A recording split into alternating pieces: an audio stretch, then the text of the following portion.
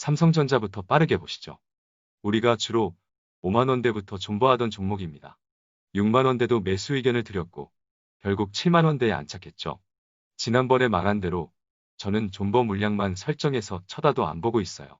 최근 급등이 나오기 전 5만원대에는 우리 계좌에서 가장 큰 비중으로 들고 가자는 의견도 드렸었는데요. 지금은 그럴 필요 없죠?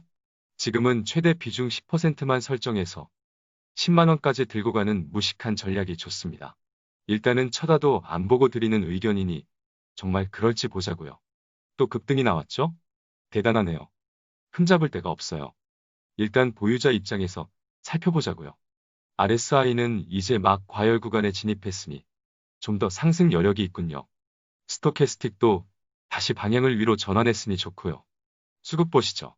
기관 수급이 상당하죠? 특히 금융투자가 미쳤네요. 배당의 눈이 뒤집혀졌군요. 삼성전자의 내년 실적은 매출액 248조 대 영업이익 48조로 추정됩니다. 전년과 비교하면 매출액은 7% 이상, 영업이익은 32% 증가하는 수치예요. 반도체가 메모리와 비메모리의 동반 개선으로 실적 개선을 주도할 겁니다. 특히 메모리 반도체는 2022년 상반기까지 실적 개선이 지속될 전망이니 길게 보면 오르기만 하겠군요. 내년에는 스마트폰도 2017년 이후 다시 한번 3억대 이상의 출하량을 달성할 전망입니다. 좋죠? 그래도 당장은 사지 마세요. 배당 먹고 들어가기에도 이미 한참 늦었고요. 앞서 본 기관의 최근 매수세도 배당을 노린 단기성 수급일 가능성도 배제할 수 없으니까요. 배당락 직전에 이렇게 큰 상승이 나오면 배당락 이후인 29일부터는 큰 조정도 가능하죠. 물론 단순 가능성에 불과하지만 보유자의 영역입니다. 보유자도 배당 매력으로 상승한 수익을 실현할지 아니면 배당을 확정짓고 배당락 하락을 버틸 것인지 선택하면 됩니다. 저는 일단 존버 물량만 있으니 말 그대로 존버하고 배당락 하락이 크게 나온다면 오히려 추가 매수하는 포지션으로 지켜볼 생각입니다. 74,000원에서 72,000원대까지를 일단 노려보자고요. 너무 보수적이라고요? 여기까지 안 내려오면 안 사면 되죠. 배당도 확정지었고 이미 보유도 하고 있는데 뭐하러 공격적으로 매수를 하나요? 저처럼 비중이 크지 않으면 뭐든지 가능하죠? 비중만 크지 않다면 투자 전략을 유연하게 세울 수 있으니 주식 투자의 비중 조절은 정말 중요한 겁니다. 다음은 SK텔레콤입니다. 얘도 이렇게 올랐는데도 배당 수익률이 4%가 넘네요. 대표적인 배당주죠. 배당 때문에도 올해 내내 20만원 초반에서는 매수 의견을 꾸준히 드렸어요. 그래서 채널에 많은 분들이 투자를 하고 계실 것 같아요. 그러니 살펴보자고요. SK텔레콤도 비중이 크진 않아요. 평단은 22만원대에 있어 크게 먹지도 못했네요. 어차피 배당 노리고 미리 사둔 종목이니 배당은 확정지을 생각입니다. 얘는 주력 종목이 아니라서 추가 매수보다는 배당락 하락을 버티는 것으로 생각하고 있어요. 하락이 크게 나온다면 기준선이 위치한 23만원대 후반에서 61선이 위치한 23만원 중반까지도 가능은 합니다.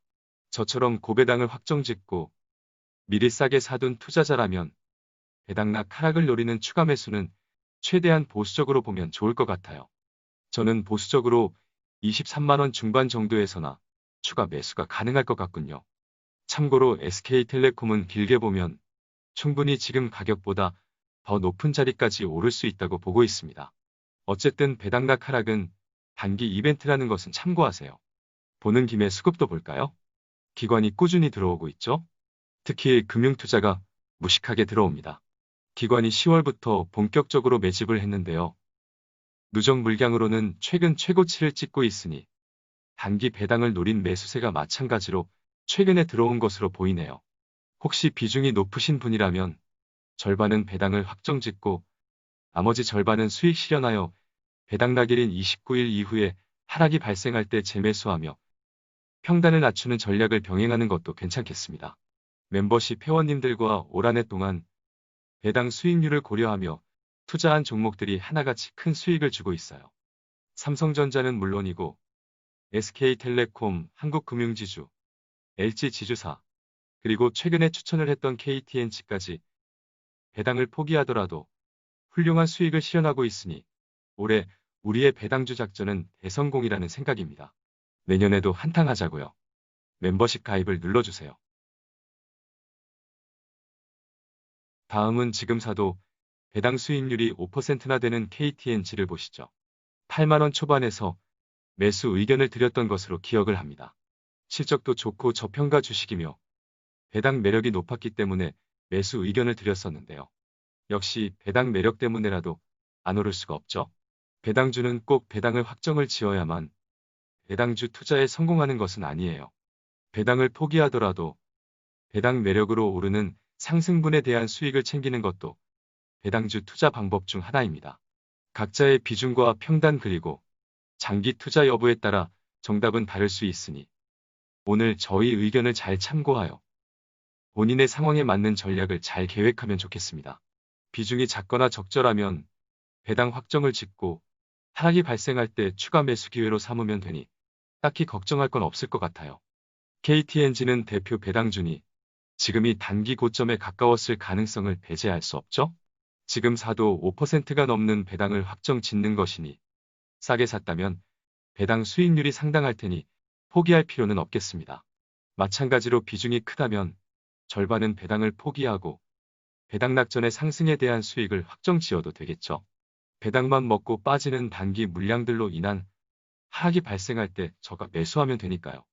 KTNG는 여차하면 121선도 깨는 흐름을 쉽게 보여주고 있어요. 현재 121선에 가격이 83,000원 후반 정도로 보이네요.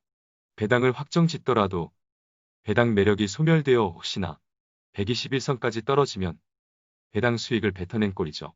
그러니 비중이 높다면 앞서 말씀드린 대로 하는 것이 좋아요. 마지막으로 한국금융지주를 보시죠. 얘는 배당도 배당이지만 내년 카카오뱅크 상장을 노린 장기 투자 목적에 매수한 종목인데요. 얘는 우선주도 들고 있어 비중이 많네요.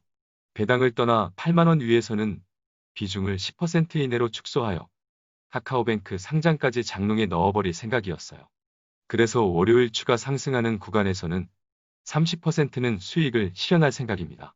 이렇게 하면 원래 계획대로 실천하는 셈이고 혹시 큰 조정이 나오면 추가 매수로 대응도 되니 여러모로 좋을 것 같아요. 지난번에 공유했듯이 저는 여기서 매수를 했었는데요. 제가 배당을 확정 지으면 배당 수익률만 본주 기준으로 5%가 훌쩍 넘습니다. 현재 본주의 경우 3.63% 배당 수익률이니 여전히 배당 수익률이 높네요. 우선주는 아직도 4.56%나 되고요. 제가 언급하는 배당 수익률은 지난 배당금을 기준으로 말하는 거예요. 정부가 금융권의 배당을 축소하라고 말도 안 되는 권장을 했으니 참고하시고요. 배당을 축소하라니 정말 제정신 아니네요. 한국금융지주는 배당락 하락이 나오면 구름 상단인 77,000원, 78,000원 정도까지 각오를 하면 되겠습니다. 오늘은 우리 채널의 대표 배당주들을 살펴보며 대응법을 공유했는데요. 앞서 설명한 내용들을 잘 참고해서 각자 상황에 맞게 잘 대처하시길 바랍니다. 장기 투자자라면 딱히 신경 쓸 건 없어요. 그리고 이번 배당락만 지나고 나면 단기적으로는 안도할 수 있는 시장이 이어질 것 같다는 생각입니다. 2월은 조금은 고민을 해봐야 할 것 같고요. 평단이 높다면 저는 수익을 실현하는 것을 추천합니다. 그럼 평단과 비중에 따라 정리가 잘 되시겠죠? 그럼 그렇게 하시죠.